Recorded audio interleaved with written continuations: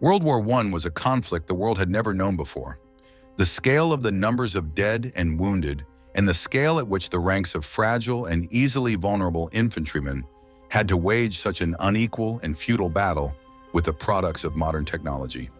Machine guns, cannons, and later poison gases or flamethrowers mowed down the poor souls on both sides by the hundreds of thousands, and along the entire front created a monstrous reality in which human life lost all value.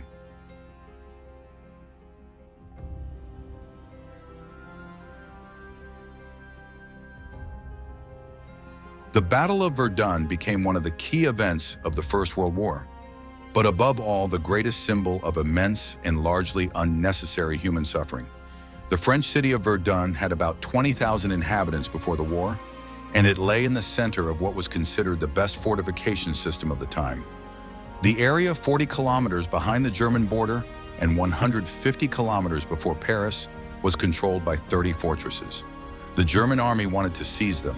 To open the way to the main French city, the Chief of Staff, General von Falkenhayn, planned his offensive months in advance.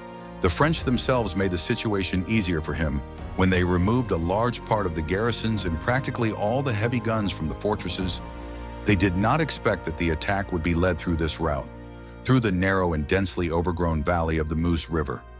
Moreover, the French command concluded that the strategic value of the fortresses was questionable, and instead of strengthening them, they had kilometers of trenches and field bunkers built. The very first day of the German campaign showed what a terrible mistake that was. On February 21, 1916 at 4 a.m., German artillery began shelling the French positions. 1,500 guns of the heaviest calibers made thousands of craters throughout the area. Where only 2-meter-deep French trenches had been yesterday, only flat ground remained. After 12 hours, German observation planes reported that no one could survive in the French positions. The Germans set off on a retreat. Some of them walked calmly, even smoking.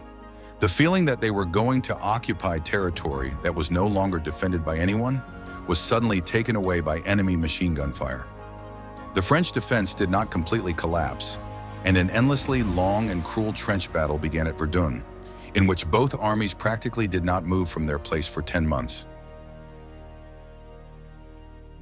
The first period of the Battle of Verdun belongs to the Germans. Even in the initial onslaught, they managed to capture the Faux-du-Hameau fortress, considered the jewel of the entire fortification, without firing a single shot. And news arrives in Berlin that another Vaux fortress has fallen. This is not true. The Germans will only capture it in 3 months. But in Berlin, these news, fueled by war propaganda, aroused genuine war enthusiasm. For this, France sounds the alarm. Verdun becomes a symbol that must not fall into the hands of the enemy. The defense of the city is entrusted to General Pétain. He begins a massive armament of the French defense. Along the only railway and a second-class road from the distant Bar-le-Duc, 50 kilometers away.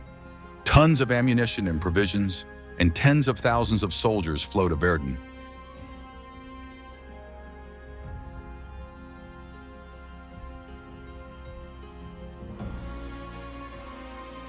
"3,000 cars turn the road into a strange, slow-moving snake. When a car breaks down, it is thrown into a ditch so that the column does not stop for a moment. By that time, the entire hill is turning into a prototype of hell. Soldiers crouch in trenches before artillery fire, and every now and then, the commanders send them out to the enemy machine guns that kill them by the thousands. The surface of the ground is completely devoid of trees and looks like a lunar landscape dotted with craters from artillery shells. In these, the twisted bodies of soldiers from both sides are piled on top of each other. Often, French and Germans are buried together in one crater, as if they wanted to forgive each other, at least posthumously.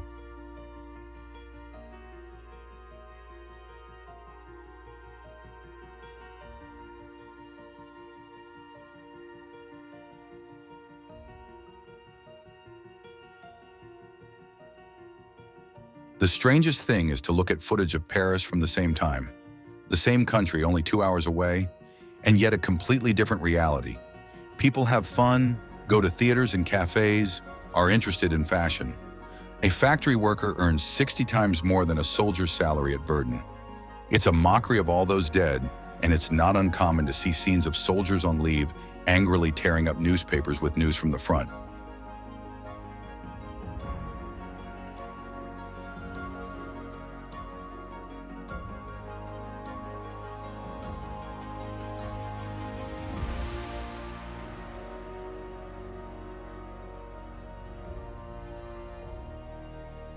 By the end of June, the number of dead on both sides was approaching 500,000.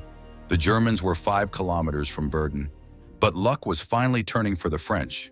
They managed to destroy all the German howitzers and a huge artillery depot with almost 500,000 heavy shells. At the same time, England and France began their offensive on the Somme River, and the Russians on the Eastern Front began to attack, forcing the Germans to withdraw 3 divisions from Verdun. Their attack was halted. The French were then able to counterattack more often and eventually push the exhausted German units back. During the autumn, they regained the lost fortresses, and on December 15, the Germans had to finally withdraw. The Battle of Verdun ended, leaving behind 970,000 dead. This is what Verdun looks like today. Pleasant countryside and cemeteries with endless rows of white crosses. It's like a memento from a soldier's letter who wrote just before the attack in which he was killed. You must never forget what happened here and what a terrible price we paid. Only then do you have any hope that they won't do it to us again.